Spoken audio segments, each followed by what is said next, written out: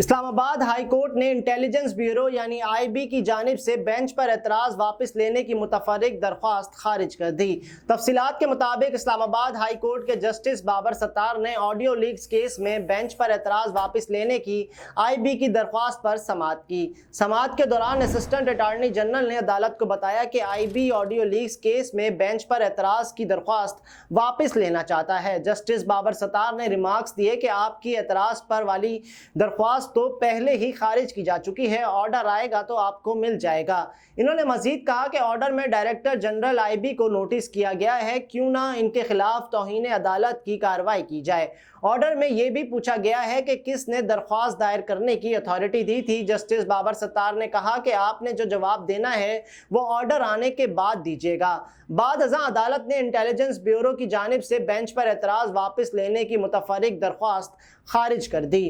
واضح رہے گزشتہ سماعت پر اسلام آباد ہائی کورٹ نے بانی پاکستان تحریک انصاف عمران خان کی اہلیہ بشرا بی بی اور سابق چیف جسٹس سابق نثار کے صاحبزادے نجم ثاقب کی مبینہ آڈیو لیک کے خلاف کیس کی سماعت کے دوران Pakistan electronic media regulatory authority یعنی پیمرا، وفاقی تحقیقاتی ادارے FIA اور پاکستان ٹیلی کمیونیکیشن PTA کی جانب سے جسٹس بابر ستار سے آڈیو لیک کیس سے علیحدہ ہونے کی متفرق درخواست خارج کر دی تھی۔ عدالت نے Pakistan electronic media regulatory authority یعنی پیمرا، پاکستان ٹیلی کمیونیکیشن اتھارٹی یعنی PTA، وفاقی تحقیقاتی ادارے یعنی FIA کی درخواستیں 5 لاکھ روپے کے جرمانے کے ساتھ خارج کر دی تھیں۔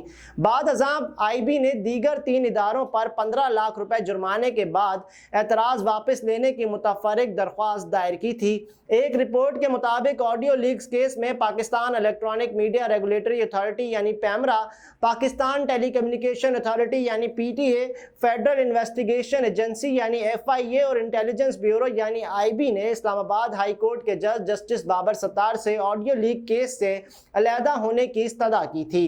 آڈیو لیکس کیس میں پیمرا، پاکستان ٹیلی کمیونیکیشن اتھارٹی، FIA اور IB نے متفرق درخواستیں دائر کر دی تھیں۔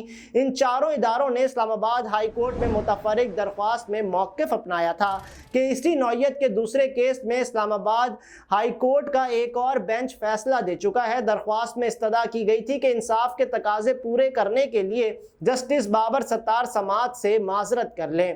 یاد رہے 14 مارچ کو اسلام آباد ہائی کورٹ میں بانی پاکستان تحریک انصاف عمران خان کی اہلیہ بشرا بی بی اور سابق چیف جسٹس ثاقب نثار کے صاحبزادے نجم ثاقب کی جانب سے مبینہ آڈیو لیک کے خلاف دائر درخواست پر سماعت کرتے ہوئے جسٹس بابر ستار نے کہا تھا کہ پاکستان ٹیلی کمیونیکیشن اتھارٹی یعنی PTA کسی ایجنسی کو کوئی سہولت فراہم کر رہی ہے۔